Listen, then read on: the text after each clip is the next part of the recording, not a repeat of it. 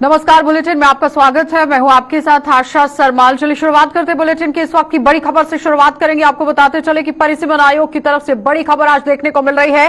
सियासी भेदभाव के अंत के मिशन पर आज पहुंचेगा परिसीमन आयोग का दल। 4 दिनों के दौरे में 147 प्रतिनिधि मंडलों से करेगा मुलाकात और जम्मू कश्मीर की सियासी तस्वीर तय करने में निर्णायक साबित होगा ये दौरा। और नेशनल कॉन्फ्रेंस और सीपीएम ने मिलने की भरी हामी, पीडीपी ने किया इनकार। यानी कहने का तात्पर्य यह है कि जिस तरह से कल अटकलें लगाई जा रही थी कि जब परिसीमन आयोग जम्मू कश्मीर के दौरे पर पहुंचेगा तो कौन कौन से नेता यहां पर इनसे मुलाकात कर सकते हैं, किस किस को न्योता मिल सकता है। लेकिन आप देखिए, नेशनल कॉन्फ्रेंस और सीपीआईएम की तरफ से पूरी तरह से हामी भरी गई है, लेकिन पीडीपी ने साफ इनकार यहां पर कर दिया है। सियासी भेदभाव के अंत के मिशन पर आज परिसीमन आयोग यहां पर पहुंचेगा, इसका दल यहां पर पहुंचेगा और 4 दिनों के दौरे में 147 प्रतिनिधि मंडलों से मुलाकात करेगा और जम्मू कश्मीर की सियासी तस्वीर तय करने में निर्णायक ये दौरा साबित होने वाला है। क्योंकि अब देखना ये होगा कि किस तरह से जम्मू कश्मीर के सूरत हाल जो है वो बदलते हुए नजर आएंगे। इस वक्त की बड़ी खबर आप देखिए परिसीमन आयोग से सामने आ रही है, जहां पर आज यहां पर दौरा शुरू होने वाला है। कुछ ही देर के बाद यहां कुछ दल जो है वो पहुंचने वाले हैं, लेकिन मुकम्मल तरीके से 4 दिनों के दौरे में 147 प्रतिनिधि मंडलों से मुलाकात करेगा और जम्मू कश्मीर की सियासी तस्वीर तय करने में निर्णायक साबित होगा। लेकिन अटकलें जिस तरह से लगाई जा रही थी कि आखिर अगर परिसीमन आयोग जम्मू कश्मीर के दौरे पर पहुंचता है तो कौन कौन से पार्टी के नेता यहां पर शामिल होंगे, इस टीम का गठन किस तरह से होगा और किस तरह से बातचीत होगी, ये देखने वाली बात थी। लेकिन अब नेशनल कॉन्फ्रेंस और सीपीआईएम की तरफ से यहां हामी भरी गई है और पीडीपी की तरफ से साफ इनकार कर दिया गया है। कल आपने देखा कि किस तरह से तारिक आमिर जो कि पीएजीडी के स्पोक्स पर्सन बनकर सामने आए और उन्होंने बड़ा बयान यहां जारी कर दिया कि 5 अगस्त 2019 को गैर कानूनी करार देते हुए साफ तरीके से वो बोलते हुए नजर आए कि अपनी बातों को सामने रखने की कोशिश की गई, लेकिन उस पर कोई भी मंथन होता हुआ नजर नहीं आया, मुहर लगती हुई नजर नहीं आई। लेकिन इस वक्त आप देखिए कि अब सीपीआईएम की तरफ से और नेशनल कॉन्फ्रेंस पार्टी की तरफ से हामी भरी गई है कि अगर परिसीमन आयोग यहां पर पहुंचता है तो जाहिर तरीके से किस तरह बैठकों का दौर शुरू होगा, यह देखने वाली बात है। क्योंकि सियासी भेदभाव के अंत के मिशन की शुरुआत अब यहां पर हो गई है। अब देखना यह होगा कि परिसीमन आयोग जैसे ही यहां पर पहुंचता है वो किस तरह से काम यहां पर करेगा। क्योंकि अटकलें यह लगाई जा रही है कि अगर परिसीमन आयोग पारदर्शिता तरीके से यहां काम करता है तो तस्वीर जम्मू कश्मीर केंद्र शासित प्रदेश की आने वाले समय में बदल सकती है। जम्मू कश्मीर की सियासी तस्वीर तय करने में निर्णायक यहां पर यह दौरा साबित होगा। हिलाल हंजूरी हमारे साथ जुड़ चुके हैं। हिलाल, जिस तरह से कल भी बात हो रही थी और आज भी आप देखिए कि यहां पर आयोग का दल जो है वो पहुंचेगा, पहले तो पूरा ब्यौरा ये बताइए कि कब तक ये दल पहुंचेगा और क्या कुछ पूरा कार्यक्रम रहेगा। ये ब्रेकिंग खबर हम दे रहे हैं कि ये जो कमीशन के जो मेंबरान है वो श्रीनगर में प्रवेश किया है, श्रीनगर वो पहुंच चुके हैं और अभी यहाँ से डायरेक्ट वो वेलसूरी होटल में जाएंगे, ग्रैंड पैलेस कहते हैं, और उसके बाद 3 बजे के बाद भी मीटिंग का सिलसिला जारी रहेगा। और आज की मीटिंग में सबसे बड़ी अहम बात ये है कि सिर्फ पीडीपी को छोड़कर सभी जमातें अपने मेंबरान को डेलीगेशन की सूरत में भेजेंगे और वो इस कमीशन से मुलाकात होंगे। सिर्फ महबूबा मुफ्ती की जानब से ही इस पर बाइकआउट किया गया है, यानी उनकी जो जमात है पीडीपी, उनकी जानब से खत जो है डिलिमिटेशन कमीशन के जो चेयरमैन है उन्हें रवाना किया गया, जिसमें यही कहा गया है कि पीडीपी की एक पोजीशन है कि जो ये रिऑर्गेनाइजेशन एक्ट के तहत जो आप डिलिमिटेशन हो रही है उससे वो अनकॉन्स्टिट्यूशनल समझ रहे हैं। और साथ ही साथ उनका मानना है कि जिस तरीके से 370 हटाई गई है वो एक रॉबरी थी, एक लफ्ज जो है इस्तेमाल किया गया। न सिर्फ इतना बल्कि उनका मानना है कि सरकार की जानब से ज्यादतियों का सिलसिला भी जारी है और इन सभी चीजों को मद्देनजर रखते हुए पीडीपी इस कमीशन का हिस्सा न बनेगी और साथ ही साथ मुलाकात भी नहीं करेगी। जो बड़ी खबर हम आपको पीडीपी के जरिए जिस तरह से अटकलें ये लगाई जा रही थी कि अगर यहाँ पर एक भी सियासतदान नहीं मिलता है तो कोई भी नहीं मिलेगा, यानी अब सहमति कहां पर गई है। क्योंकि महबूबा मुफ्ती ने तो पहले भी यहाँ मीटिंगों का दौर शुरू किया गया था और साथ ही साथ नेशनल कॉन्फ्रेंस के अंदर भी मीटिंगें हुई हैं। सीपीआईएम के नेता तारिक आमिर पूरी तरह से कल बातचीत करते हुए भी नजर आए। लेकिन अब यहाँ अगर हामी भरी गई है तो किन किन मुद्दों को लेकर अब चर्चा हो सकती है आयोग के साथ? देखिए, पहले तो ये बात है कि कोई भी इस तरह का जो माहौल नहीं नजर आ रहा था कि अगर कोई भी पार्टी बाइकआउट करेगी तो सभी पार्टियां करेंगी, बल्कि नेशनल कॉन्फ्रेंस सबसे पहले इस कमीशन का हिस्सा बनने से उन्होंने इनकार किया था। लेकिन यही वो पार्टी है जिसने बाद में रिथिंक करके दोबारा कोर ग्रुप की मीटिंग बुलाई है, उससे कुछ नहीं हुई है और उसके बाद ही उन्होंने आज मुलाकात होने का फैसला किया है। न सिर्फ इतना बल्कि एसोसिएट मेंबर बनने में नेशनल कॉन्फ्रेंस का मानना है कि वो इसका एसोसिएट मेंबर नहीं बन सकते, क्योंकि उनके 3 MPs है, वो इसका एसोसिएट मेंबर नहीं बन सकते। ताहम उनका मानना है कि वो कमीशन से मिलेंगे। बाकायदा तौर पर उन्होंने टाइम भी लिया हुआ है, 5:10 अब्दुल रहीम रासिर की क़यादत में जो डेलीगेशन है, जिसमें मोहम्मद शफी उरी भी होंगे, बाकी लोग भी होंगे, वो मुलाकात होंगे। लेकिन उनके अलावा भी बाकी सारी पार्टियां उनसे मिल रही हैं और लोग इस बात को बड़ी बारीकबीनी से देख रहे हैं। लेकिन जो परसेप्शन लोगों के अंदर पाया जा रहा है वो लग रहा है कि शायद जो है लोग PDP के पक्ष को ऑन करते हैं, क्योंकि उनका मानना है कि डिलिमिटेशन से मिलने से जम्मू कश्मीर को कोई फायदा नहीं होगा। ये कश्मीर के लोगों की सोच है और जो वहां से नोशन मिल रहा है और उस पर वो PDP की आवाज पर या PDP के स्टैंड पर लेकिन लबैक करते नजर आ यहाँ रहे हैं। पर आप थोड़ा सा अगर समीकरण समझें तो आप देखिए कि विधानसभा की सीटें जो हैं वो 111 यहाँ पर हैं। 4 सीटें अगर लद्दाख की निकाल दी जाती हैं तो 107 बच जाती हैं। लेकिन अब अटकलें ये लगाई जा रही हैं कि जैसे ही परिसीमन आयोग अगर पारदर्शिता तरीके से काम करता है तो 7 सीटों का इजाफा होगा, यानी 114 सीटें निकलकर सामने आ जाएंगी। अब जम्मू और कश्मीर की अगर बात करें तो 87 सीटें हैं, 46 सीटें कश्मीर, 37 जम्मू। तो कहीं ना कहीं अगर इजाफा होता है तो फायदा कहीं ना कहीं देखने को मिल सकता है, जिसमें भाग लेना बहुत जरूरी है। देखिए, ये आप और मैं तय नहीं कर सकते हैं कि क्या जरूरी है या ना जरूरी है, लेकिन इतना जरूर है कि जो डिलिमिटेशन कमीशन है वो कानून और आइन के मुताबिक काम करता है। वहां पर जो सेट प्रोटोकॉल है उसके मुताबिक काम होता है और उसकी जो गाइडलाइंस है सीटें बढ़ाने का घटाने का वो डिलिमिटेशन कमीशन आइन और कानून के पस मंजर में देखता है। उसको पार्टी की बुनियादों पर, इलाकाई बुनियादों पर नहीं देखा जाता है। तो इस तरह से आज जो कुछ पार्टियां जिसमें PDP नजर आ रही है, वो जो बाइकआउट कर रही है, वो इस चीज को बाइकआउट नहीं कर रही कि सीटें कम हो रही हैं, बढ़ रही है, इसको समझने की जरूरत है। बल्कि PDP ये कहती है कि वो रीऑर्गेनाइजेशन एक्ट को ही नहीं मानते हैं, जिसके तहत बाइफर्केशन हुई है, जिसके जरिए लद्दाख को अलग किया गया है।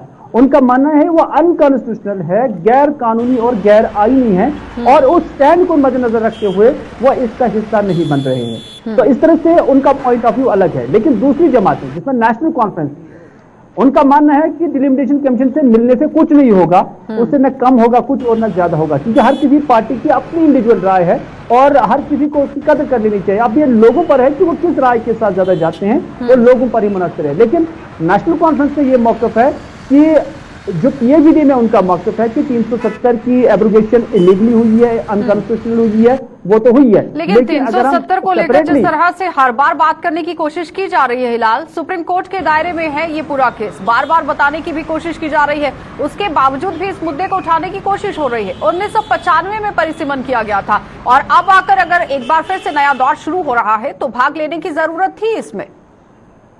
देखिए, इसमें कोई शक नहीं। आपको ये जब पार्लियामेंट के कानून जब इम्प्लीमेंट होते हैं तो सारे देश के लिए इम्प्लीमेंट होते हैं और पार्लियामेंट के कानून के तहत ही पूरे इंडिया के अंदर 2026 तक फ्रीज था डिलिमिटेशन को। लेकिन अब ये भी एक नुक्ता है जो उमर अब्दुल्ला ने उठाया है कि जब पूरे मुल्क के अंदर डिलिमिटेशन जो है 2026 में हो जाएगी तो फिर आपने सेपरेटली जम्मू कश्मीर को क्यों निकाला और जहां पर उससे पहले ही आपने डिलिमिटेशन की है। ये उनका एक वैलिड पॉइंट था जिसकी वजह से वहां कोई जवाब मुत्तफिक नहीं आया है, क्योंकि हर किसी पार्टी का अपना अपना व्यू है। और दूसरी बात यह है कि जो है इस कमीशन से मिलने में हामी बदली है और बाज़ाब्ता तौर पर सीनियर मेंबरान पर मुश्तमिल एक डेलीगेशन आज उनसे मिल रहा है। और मैंने पहले ही कहा आपको कि इसमें कानून और आईन देखा जाता है। ये तो बात हो गई हिलाल यहाँ पर CPIM, नेशनल कॉन्फ्रेंस और PDP की, लेकिन और भी जमातें, BJP है, कांग्रेस है, उसके साथ ही साथ और भी कश्मीर के अंदर कई रीजनल पार्टियां हैं, जम्मू के अंदर कई रीजनल पार्टियां हैं। किन किन लोगों को न्योता मिला है, कुछ हवाले से जानकारी? देखिए, इसमें अगर आपको याद होगा कि कमीशन की जनत से या सरकार की जनत से यही कहा गया था कि जिस भी किसी पार्टी को DDC में एक से ज्यादा मेंबरान होंगे तो वो एलिजिबल होंगे, उन्हें मिलने की दावत दी जा सकती है और वो मिल सकते हैं कमीशन से। तो उसमें लगभग 63 पार्टियां यहाँ पर वो सारी पार्टियां आती हैं। जो कश्मीर सेंट्रिक पार्टियां हैं उसमें नेशनल कॉन्फ्रेंस मिल रही है, कांग्रेस भी मिल रही है, अपनी पार्टी मिल रही है, सज्जादगिरी लोन की जो जमात है वो भी मिल रहे हैं, मोहम्मद यूसुफ तारिगानी की जमात वो मिल रही है, कौमी नेशनल कॉन्फ्रेंस वो भी मिल रही है, और उसके अलावा भी कोई छोटी बड़ी पार्टी होगी जो उनसे मुलाकी हो रहे हैं। लेकिन इस सब के बीच सिर्फ पीडीपी नहीं मिल रही है, जिसकी 30 से ज्यादा सीटें यानी जिस तरह से सर्वदलीय बैठक के अंदर भी बात चल रही थी कि महबूबा मुफ्ती मिलेंगी कि नहीं, तो पहले किनारा कर दिया गया। सबसे पहले न्योता उन्हीं को मिला था, लेकिन किनारा किया गया, और अंत में जब जाने की बात आई तो सबसे पहले महबूबा मुफ्ती ही वहां पर जाती हुई देखी गई थी। कुछ ऐसा तो नहीं आने वाले समय में देखने को मिलेगा? देखिए, महबूबा मुफ्ती ने कभी भी ऑन रोल ये नहीं कहा कि वो अल पार्टी मीटिंग में नहीं जाएंगी।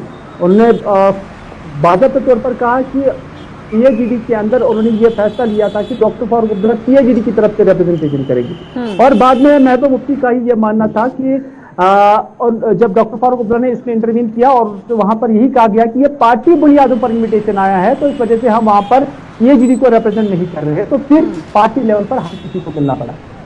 चलिए, बहुत बहुत धन्यवाद हिलाल जुड़ने के लिए। तो फिलहाल आपने देखा कि हिलाल हंजूरी हमारे साथ जुड़े हुए थे, जो पूरी बातचीत हमें बता रहे हैं कि किस तरह से हालात अब परिसीमन आयोग को मद्देनजर रखते हुए जम्मू कश्मीर के अंदर देखने को मिल सकते हैं। लेकिन आप देखिए कि यहाँ पर किस तरह से पार्टियों की तरफ से जाने के लिए बात भी कही गई है, लेकिन पीडीपी पार्टी पूरी तरह से किनारा करती हुई नजर आई है। अब देखना यह होगा कि आखिर और कौन कौन सी पार्टियां यहाँ पर पहुंच सकती हैं और किस तरह से आगे का हम यहाँ पर होगा। आगे बढ़ जाएंगे। भारतीय जनता पार्टी की प्रदेश इकाई ने साल 1995 में जम्मू कश्मीर के विधानसभाओं की हुई हदबंदी को सरासर नियमों का उल्लंघन करार दिया, और भाजपा का यह भी कहना है कि अब जबकि एक बार फिर से हदबंदी की यहां प्रक्रिया शुरू हो गई है, तो लिहाजा ये उम्मीद जगी है कि retired chief justice Ranjan Desai की भी यहां, ये रंजन नहीं रंजना देसाई हैं, और उनकी अध्यक्षता में आज से शुरू होने वाला परिसीमन आयोग का दल संवैधानिक तरीके से हदबंदी का मसौदा तैयार कर 1995 में हुए भेदभाव को दूर करने में अपना सहयोग देगा। तो भाजपा के प्रदेश अध्यक्ष रविंद्र रैना ने हदबंदी की नई प्रक्रिया की मुखालफत करते हुए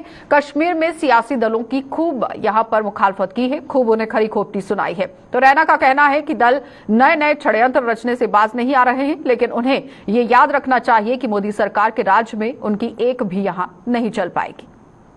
96 में जो जम्मू कश्मीर असेंबली सीट्स की हदबंदी की गई वो बहुत भेदभावपूर्ण थी, नियमों का उल्लंघन किया गया और गलत तरीके से उस वक्त विधानसभाओं का गठन किया गया।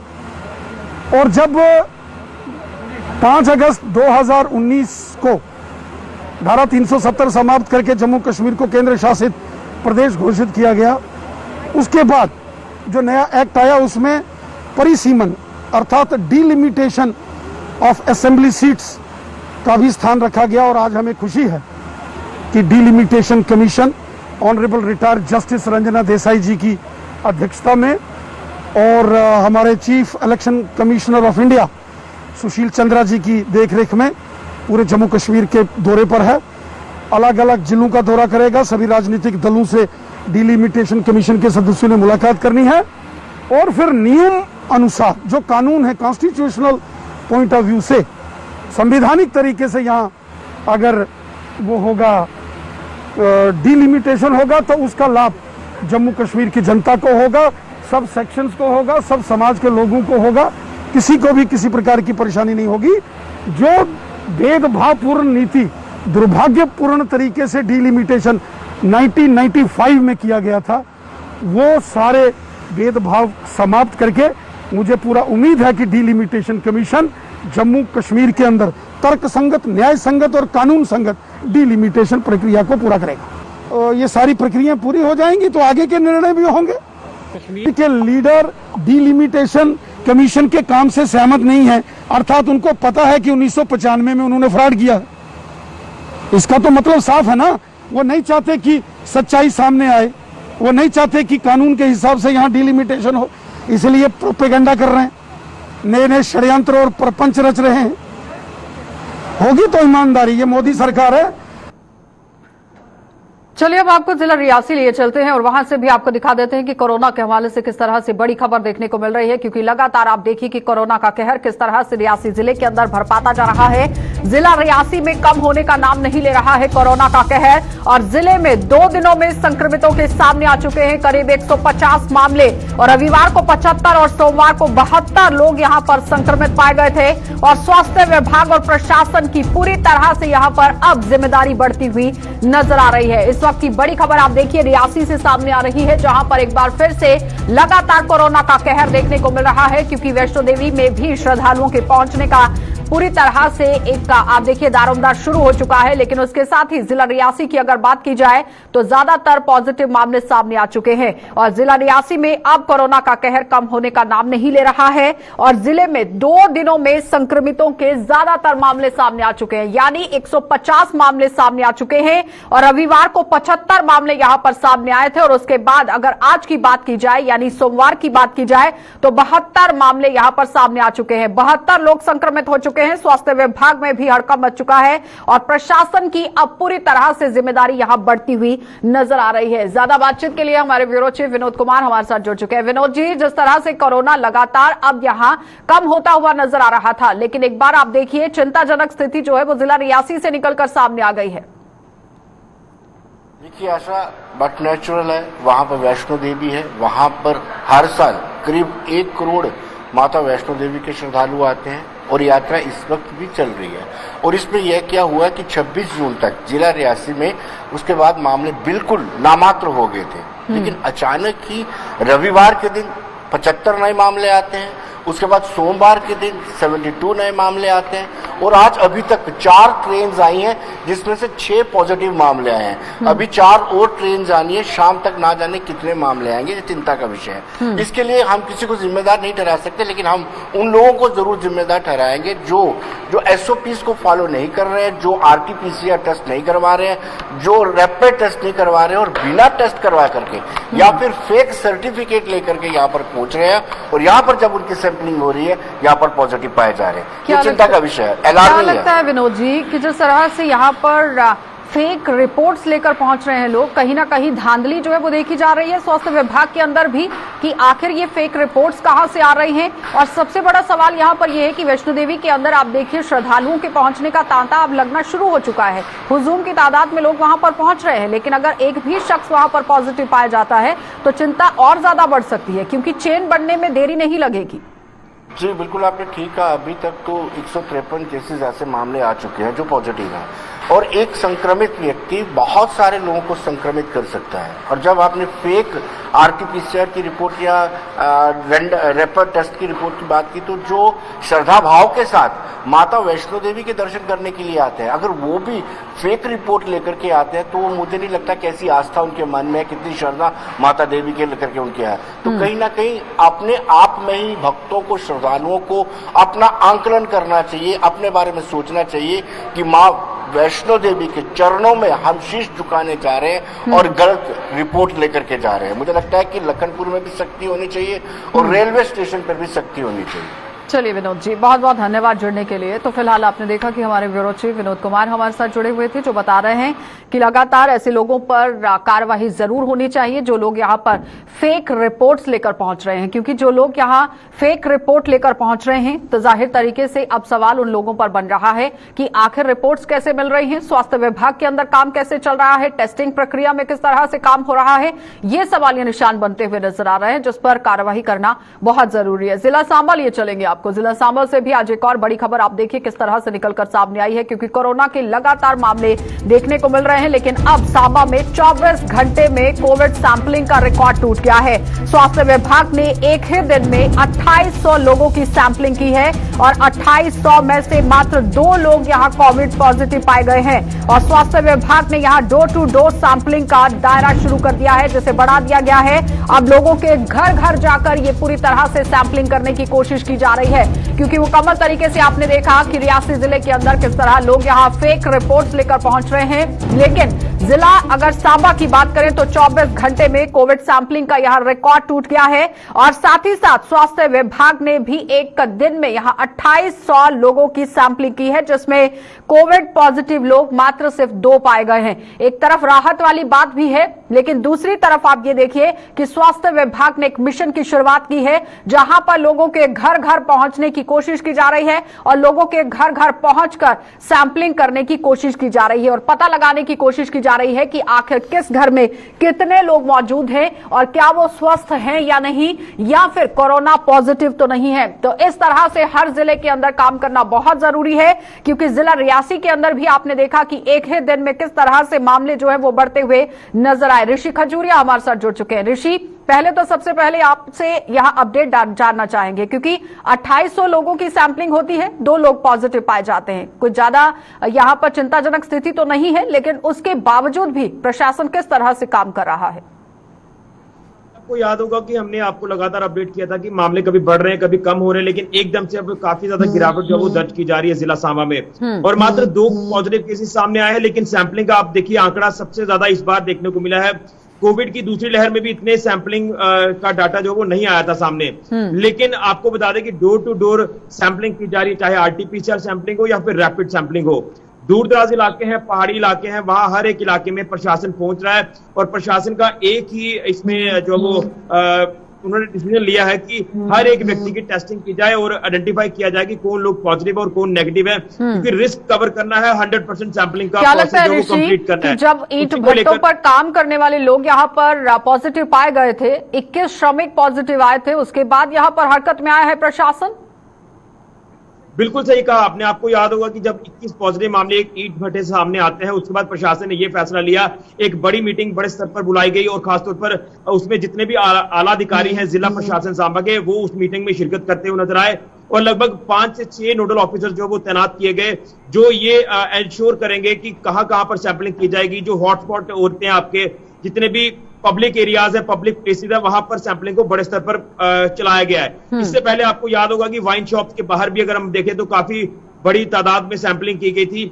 लेकिन अब ये जो सैंपलिंग की जा रही है, मुझे लगता है कि अगर इसी तरह से इसी स्पीड से 1 हफ्ता तक सैंपलिंग चलती रहेगी तो सांबा जिला में पूरी तरह से स्थिति जो वो स्पष्ट हो जाएगी कि कितने लोग अब आने वाले दिनों में पॉजिटिव आ सकते हैं या नेगेटिव जो वो रहेंगे। तो उसी को लेकर ये पूरी एक्सरसाइज की जा रही है। मुझे लगता है कि लोग जो है वो प्रशासन का साथ देते हुए नजर आ रहे हैं। बताइए कि ये सिर्फ शहरी इलाके के अंदर ही सैंपलिंग शुरू की गई है या फिर दूरदराज के इलाकों के अंदर भी, कंडी इलाकों के अंदर भी जाने की कोशिश की गई है स्वास्थ्य विभाग की तरफ से?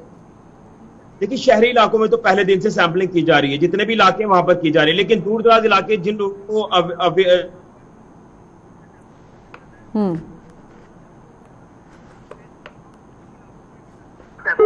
उन इलाकों में भी लगातार की जा रही है और मुझे लगता है कि ये जो टेस्टिंग की जा रही है, ये आने वाले दिनों में एक अच्छा परिणाम इसका निकल सकता है। और एक आप ये कह सकते हैं कि एक कहीं ना कहीं एक चीज को पूरी तरह से दुरुस्त करना होगा प्रशासन को कि अगर आप ये सैंपलिंग प्रोसेस चला रहे हैं तो इसको लगातार आगे कुछ और दिनों तक चलाया जाए, ताकि हर एक इलाके में पहुंचकर ये पता लगाया जाए कि कौन लोग नेगेटिव है, कौन पॉजिटिव है। लेकिन हर कोई इस प्रशासन के फैसले की सराहना कर रहे हैं। जिस तरह से आरटीपीसीआर सैंपलिंग का डाटा मैं 24 घंटे का आपको बताऊं तो 385 सैंपल्स लिए गए हैं और 2400 से ज्यादा सैंपल जो वो रैपिड के लिए गए हैं। तो रिजल्ट आपके सामने है, मात्र 2 केसेस सामने आते हैं। इसी तरह से प्रोसेस को चलाने की जरूरत है। ये बताइए, जिस तरह से जिला सांबा के साथ साथ आप देखिए, अगर रियासी जिले की बात करें तो वहां पर भी 150 मामले सामने आ चुके हैं, लेकिन वहां पर सवाल ये खड़ा हो गया है कि जो बाहर से लोग पहुंच रहे हैं वो फेक रिपोर्ट्स लेकर पहुंच रहे हैं। स्वास्थ्य विभाग जो डोर टू डोर कैंपेन कर रहा है उसमें पारदर्शिता कितनी है, ट्रांसपेरेंसी कितनी है, ये समझाइए। क्या वहां पर मुकम्मल तरीके से सही काम होता हुआ नजर आ रहा है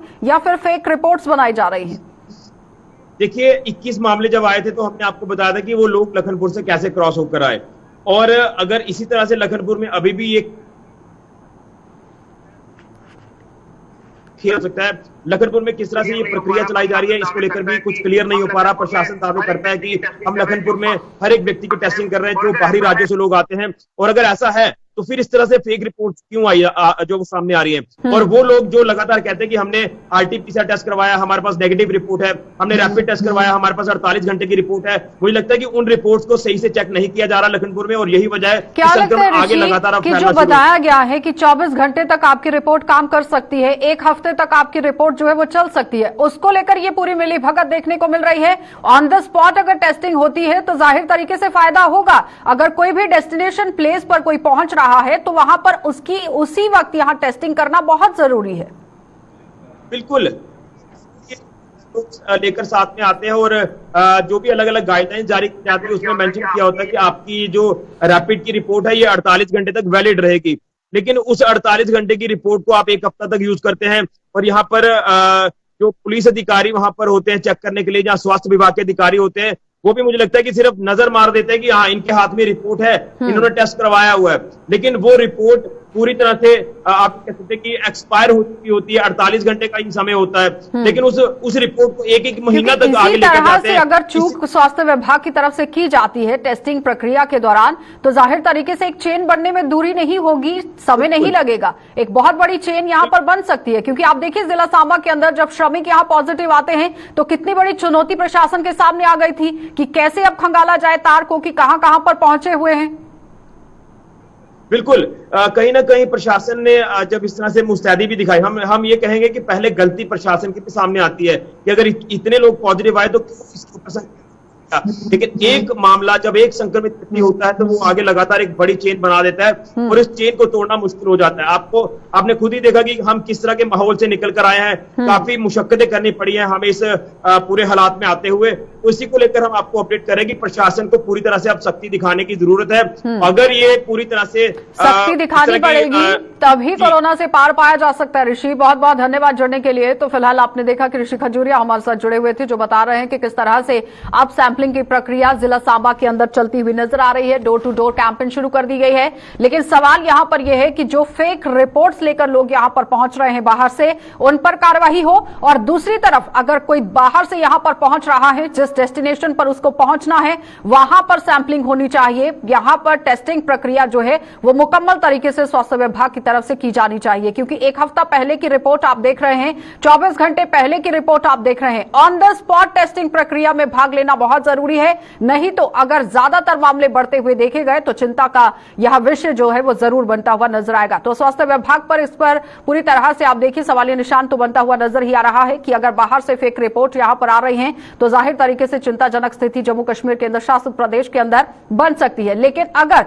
ऑन द स्पॉट टेस्टिंग प्रक्रिया को आगे बढ़ाया जाता है तो जाहिर तरीके से इस पर रोक भी लग सकती है। फिलहाल बुलेटिन में इतना ही। देश और दुनिया की खबरों के लिए आप बने रहिए गुलिस्तान न्यूज के साथ।